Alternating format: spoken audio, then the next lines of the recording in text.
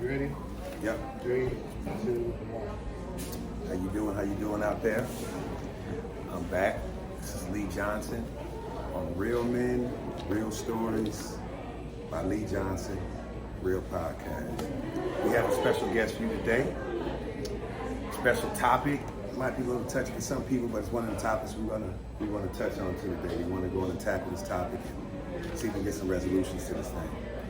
Now I'm introducing the man, sovereign citizen, Morris society representing. I gotta put that first, cause that, I don't know if you brothers know, we're gonna touch on that just a little bit, you know what I'm saying, a little later on. Philanthropist, head of the Devin Tucker Foundation, founder of the Love Walk Foundation, help surviving of human trafficking. I'm going to get this quote that I led when I put up your page. Male survivors of human trafficking are suffering psychological battles in silence. Part of the problem is the misinterpretation of males can't be trafficked. I'm just want to start off with that. The one and only Devin Tucker. How y'all doing? Pass the mic over to him. Man, it's an honor to be a part of this, man, and just want to, show my gratitude and my appreciation to, everything that you got going on, everything that you're doing. Yes, sir. Yes, sir. I know topics like this is healthy for, black men, brothers in the community, and I know you're definitely making an impact. We're reaching out to the men, letting them know that it's okay to speak, and it's okay to have a voice. And I appreciate it. So I'm gonna start with giving you your flowers and what you got going on. I appreciate you. I appreciate you for even coming to talk to me, brother. So the gratitude is more from your direction. So I guess we're gonna kick this thing off. We're gonna figure out who you are. So where were you born? Where you from? City? Oh man, so I'm originally from Detroit, Michigan. D-Town? Yeah. BMF? Yeah, man, it's my family's BMF, man. Southwest, my dad, Auntie Sheila. I'm about to say, skin complexion is meats too now. Yeah, man, it's crazy, man. I live a crazy life, but yeah, I'm, Devin, my birthday just passed, 36 years old, January 18th, man, Detroit, Michigan. I was born in Sinai Grace on the west side, but a lot of my family members are on the west side, southwest Detroit. And I got a lot of people on the east side. When you live a life of survival, you pretty much everywhere. You know how it is. Yeah. House to house. You House speak to all house. the time. House to couch. Yeah. So is your side of town one of the roughest sides of town? Was it the west side of Detroit? The east side is the East side is rougher? Yeah, east side was rougher. East side and southwest, yeah. But I mostly was on the east side, when it came to the getting money. 1 or 2 parent home? Hey, that's like when you talk to your girl. You got a boyfriend? It's complicated. Well, see, so coming up, my parents weren't around as much. Even in my single digits, I used to have to hop in the back window instead of breaking my, because I was too young to have a key. And this is elementary. So after school, I would break into my own house, hop through the back window. My mom wouldn't get home until whatever time in the morning. And I didn't realize that my dad was gone until one night I was coming downstairs and he hopped in his truck and he was already gone. I was just watching him from the window. So at that moment, every night, between 7 and 9 years old, I was just going downstairs realizing he's not there. And so I was just left in the house by myself a lot. The older I got, the more they got used to just not, my dad was always in southwest Detroit and my mom just was, working or whatever. So, it's during those days, there were times where I was eating toast for a week straight. I used to have to call my dad to come, hey, there ain't no food in the house. He would snap on my mom. So your dad was still in Detroit? Yeah, he was still in Detroit. My dad would stay in the southwest. During these times, we was on the northwest side. And my school was right around the corner. So it was nothing for me to just walk around and then just hop in the crib or whatever. So, but still, single digits, so it was just one of those things, coming up in my single digit years, already kind of being left alone to do, whatever. So when did you figure out that he was he's gone? Like how long? You said you started going down there every time around 7. When was that day around 7? You was like, I don't think this nigga coming back. I know, it was like, yeah, it was 7. Yeah, I went down the steps and I said, he ain't coming back. He ain't coming back. I came because the next day, Yeah. I did the same thing. Went down the steps, gone, and that was the routine. And so I kind of got used to being in the house by myself. But what I come to the conclusion was the reason why I became so angry is because of boredom. Because you would think as a child. Were you the only child? Yeah.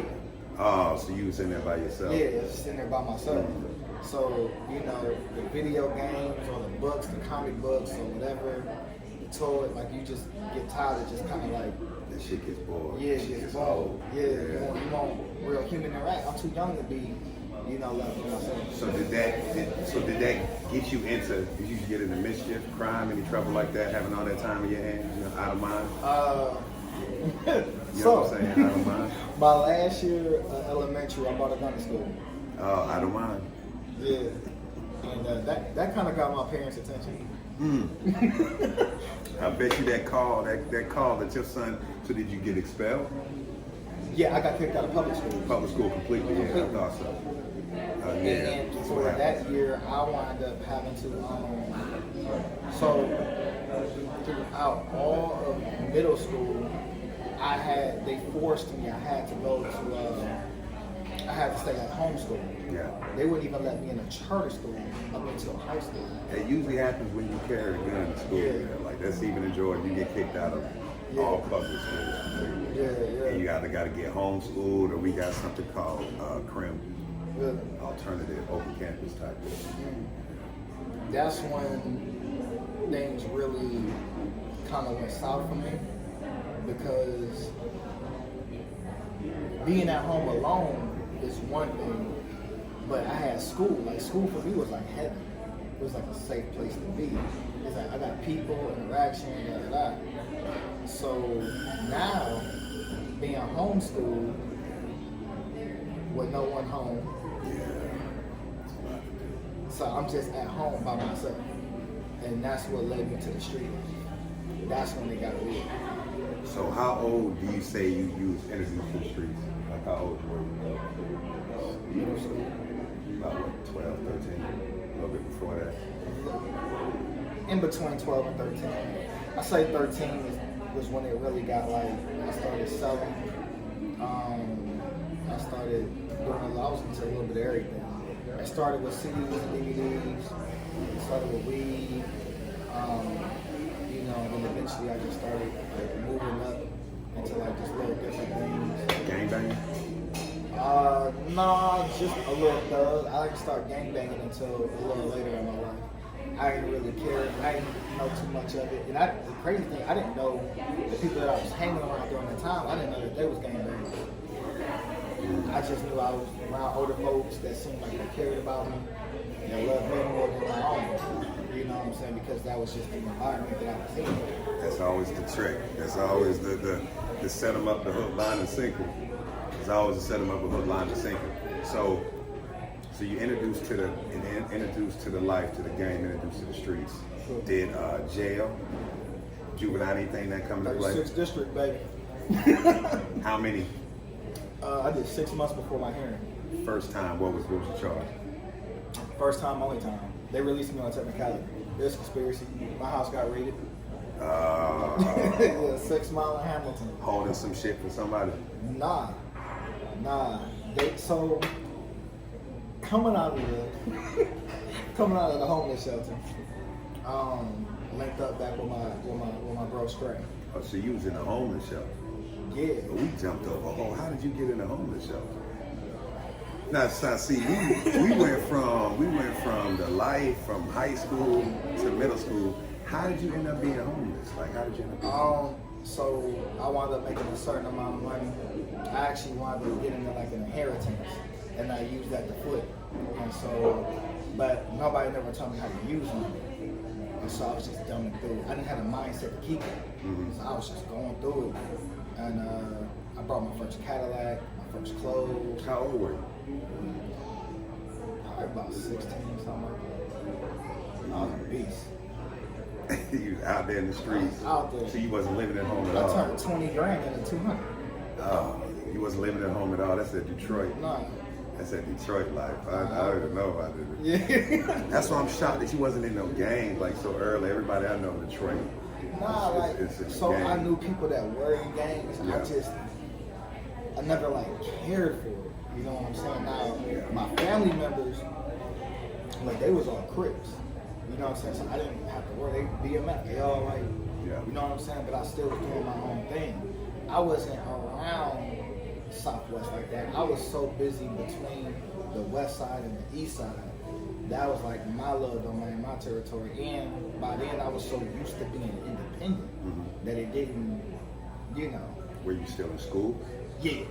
You still actively going to Barely, school? but yeah. Oh yeah, my dad came up to the school, found out I wasn't graduating, found out that I wasn't there, and he actually kicked down the door one day. That where you was at? Yeah, one of my spots. And kicked down the door and tried to drag you to school. I wasn't even like I was there, but see, this was on Dexter and Linwood. Like I had we got the duplexes, you know, the family little flats or whatever. And I was like, when it was coming in, I literally jumped. Like, took a ladder, took that, jumped on the roof, pulled the ladder up, and just waited till I saw his car lit. So this is the in and out, like, so this is the dad that's been in and out, correct? Yeah.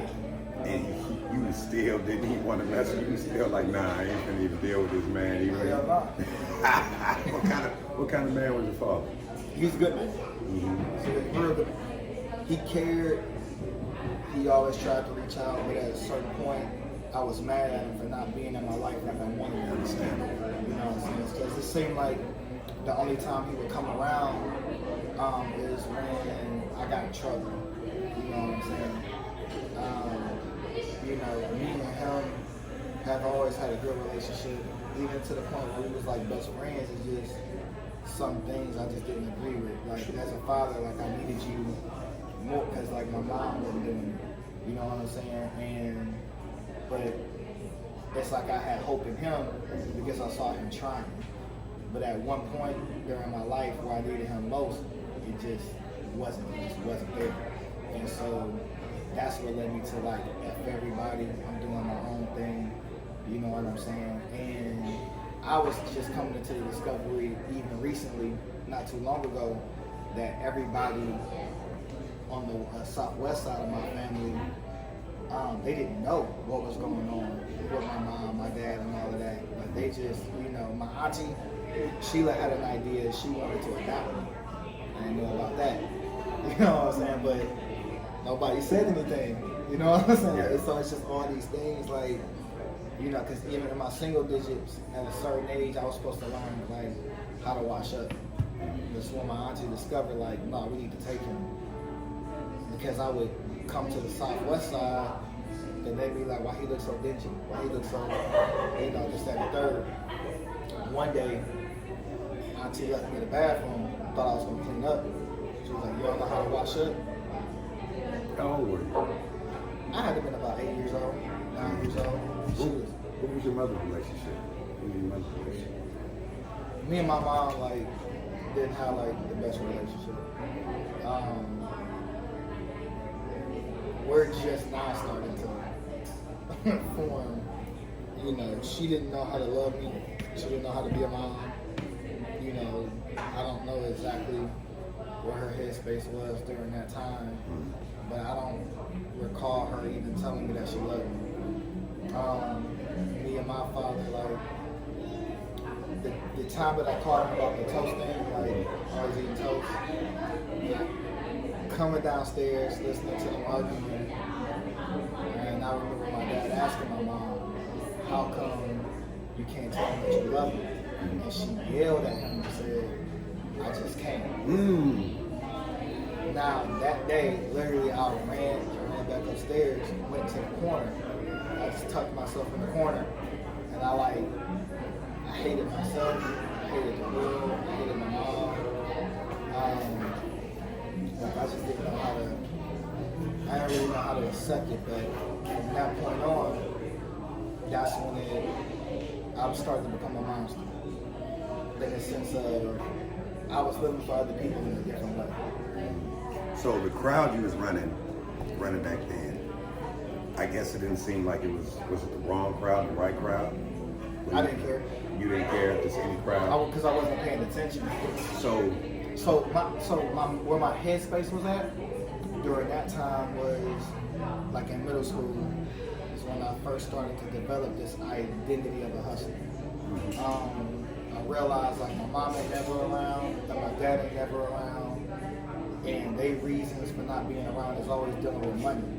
So for me, it was like, dang, if I get some money, y'all gonna pay attention to me. Well, when that didn't happen, it was like, well, the streets paying attention to me. There it is. So I started to, be in the streets more, and that takes you down a certain way. Yeah. So all right, so I guess we're gonna get into the meat of the thing. So by being in the street and by being around that entity, is that what kind of caused the trafficking incident? Were they part of the reason, or was it just something outside of the ordinary?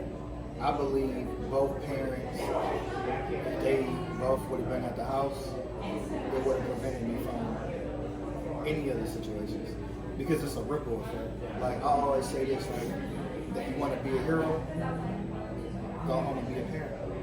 True. Go home and love on your children. Go home and be at home, because that's where it started. So you said it was a ripple effect. So how did it start? All right, we're gonna get into the trafficking. Were you kidnapped or anything like that? Did somebody snatch you, or were you drugged or something like that? Or was I was it just drugged, kidnapped, all of it. Was it by some people that you knew? No, I didn't know. Okay. It was through a company that I did, like an organization. So the Covenant House. Yeah. So yeah. After my house got raided, I wound up going to a halfway house. Yeah. After the halfway house, I wound up going to the Covenant House because I didn't have nowhere else to go. So right there on Martin Luther King Boulevard, Detroit, Michigan, is downtown. This is a shelter for the youth, and it's right across the Salvation Army. And then there's like another shelter. So it's like a bunch of shelters in like this little area, right off of Grand River, Woodward, and all of that. And being there, I just was like, I messed up at the Covenant House. Even though I didn't sell drugs, so I told God, if you let me beat my case, I'll never sell dope again. So you're actually and you was actually going to trial for a drug case. Yeah. While you was in the Covenant House. No. Oh, okay. Nah, this was me praying in jail. Oh, so yeah, I was praying in jail. I was like, God, I don't know if you're real or not, but like if you are, if you let me go, I gotta stop selling dope. And then that's how you ended up in the Covenant. And that's how I ended up in the Covenant. So what is the Covenant? That's a big thing. So what does the Covenant House have to do with the actual? All right, so what happened in the Covenant House, this is how this transition happened. I went back to selling CDs and DVDs. It's like, if I can't sell dope, then I'm gonna do this. Now, I told the Covenant House that I was at a car wash because they were like, where you getting all this cash from? But that was the only way they'll let you leave to go work. Then you put a percentage up, and at the end of the year, if you want to move out or leave or whatever, you get all this money that you put up, and they'll, give you a little portion, and now you got your car or you got a down payment for it. They're not just gonna let you struggle. So they found out because I wouldn't sell porn to a friend of mine. I'm not about to sell you porn in the shelter. We in a men's, That's that jail mentality right now. So I came back one day and my portable DVD player was gone. All the DVDs was gone. My little bed was flipped over. The staff was like, come to the back. And they just was like, you got two options. Go to jail for piracy. You can get on up out of here. Or we got a job where they travel state to state, selling books and magazines and cleaning products and this, that, and the third. Now, they didn't know what was going on with this company. They just was like, hey, we got this little program, you know, and then you tell somebody like me that didn't hit rock bottom and I'm in the shelter compared to the money that I used to have, the life that I was living. Can you give up the name of the company? Yeah, Second Harvest. Second Harvest. Yeah. So I'm like, I'm sitting here and I'm thinking like, man, I get a chance to get some freedom. I ain't never been outside the city. Detroit is all I know. So I get to travel state to state. That's like telling me I get to see the world. I'm already broken. Yep. I went from nobody in the crib, being neglected, living in abandoned buildings to making all this money, and then now I'm in a shelter. Yeah. But I just need something different. Like I just, you know, at this point, I'm broken mentally and all of it. And so, packed my stuff up. I'm in Wisconsin. Second day, held at gunpoint. Midwest. So let me ask you something. Was it a group of people? Yeah. Ski mask or? Nah, it wasn't like that. I was tricked. So it was more like, now you're gonna be selling books and magazines and cleaning products, you're gonna be traveling, this, that, and the third. And I'm all hyped up. You know, these people, they got on business, they got suits on, and you know, I just, to me, in my head, I'm like, okay, this is something I could do. You know, make some money, travel, this, that, and the third. This real. I'm thinking like, this like the real deal. You know, and then the second day, they like, we get down with the book sales from going door to door, knocking on all these doors, and they like, well, you ain't make no money. And I'm like, but this the second day. Like, what you talking about? They're like, well, somebody got to make up something. We can't continue to let you, you know, be with us and you getting away with not making no money. But I'm like, yeah, but y'all just started training me. I don't understand. They're like, look, who you think paying for the credentials? Who you think is paying for the books? You know, who you think is paying for the gas and the hotel stay and the traveling and all of this and the food and all of that? I'm like, it's like, oh, he's like, nah, you gotta pay for it. And I'm like, nah, like I'll pay for it when I make some money, this and the third. They said, no, you gotta pay for it another way.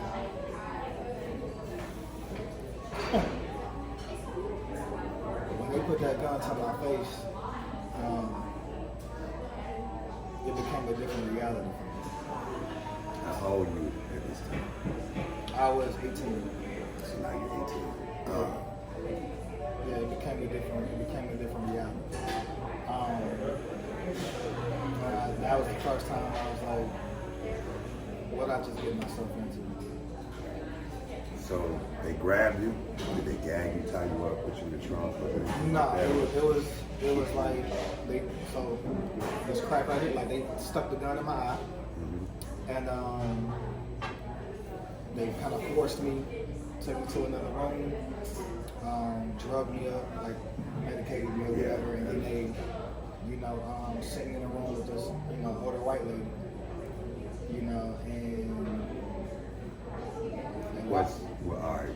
I'm from the hood. So was she tricking off, or was she just like a test to see what you could do or something like that? Nah, it was like she paid. She paid me, yeah.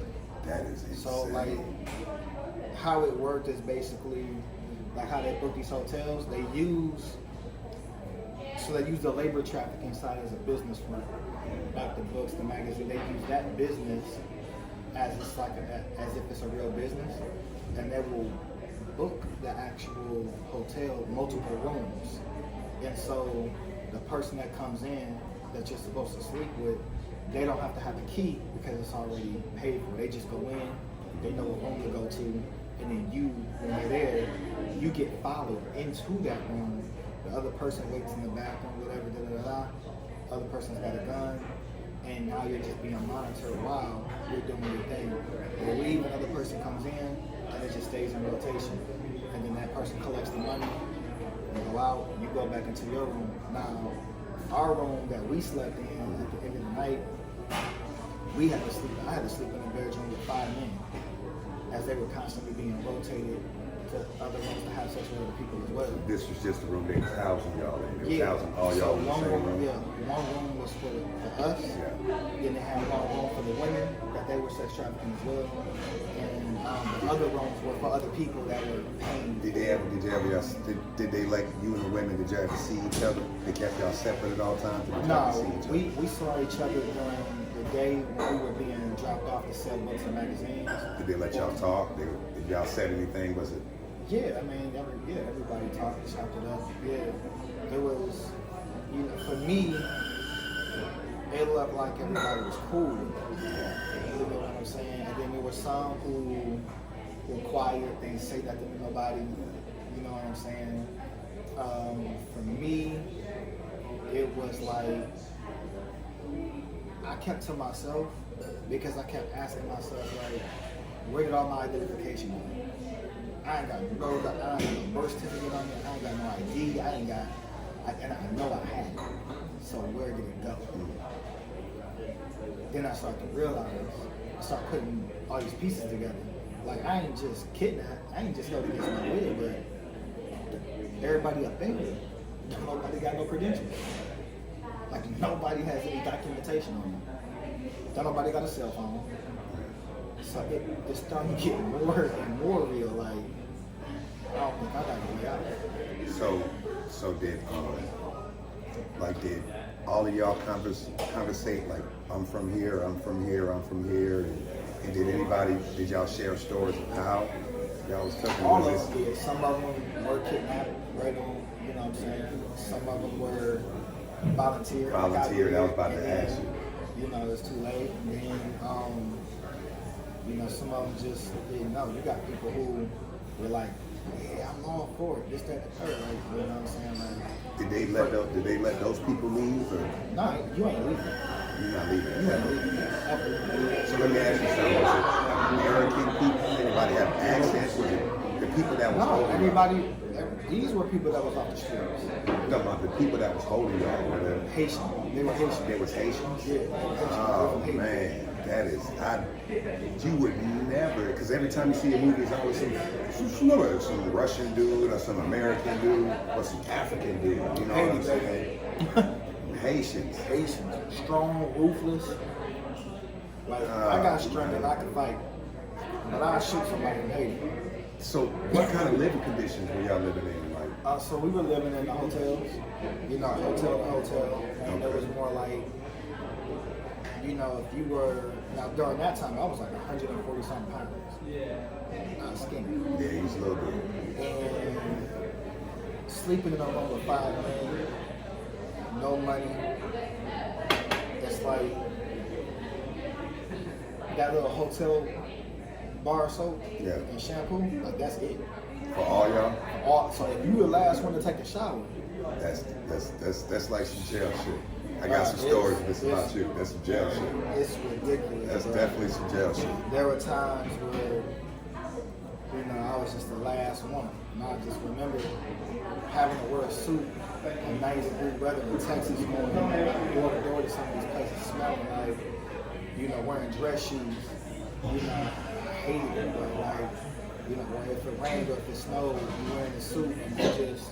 So you was still making you do the door-to-door sales thing on top of that too? Yeah. Oh man. But I was living over 4 or 5 hours a shirt. And then having a transition between the. How did that affect your mind state? How did that affect your mind state? So I went through different phases.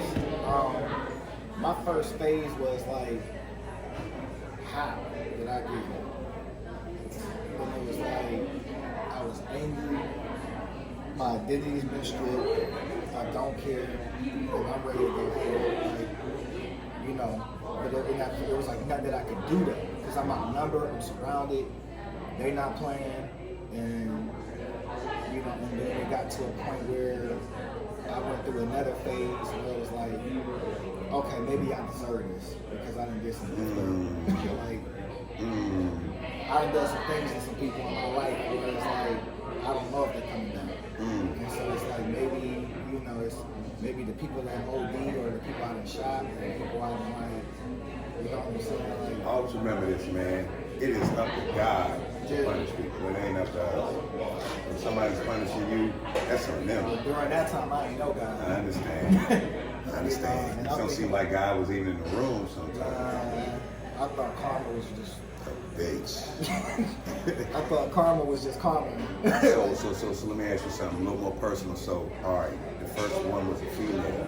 Did she have specific requests? Was there anything that they wanted you to do? Anything that was like, so this is wow. And did you take that anger into that bedroom? And what was the result? Like, what was the result? No. Because she was like, I'm never coming. He's crazy. You know what I'm saying? Because it's still a man and a woman. And you kind of drug sober. Yeah. But so we're so like in my head, I know that there's a guy in the room. Yeah. In the bathroom. He's strapped up and he listening. Ain't no acting up. What did she ask you to do? Oh yeah, I'm gonna get into it. I ain't scared. What did she ask you to do? So the first thing was, hey, I had to give a head. On a stranger? Oh my goodness.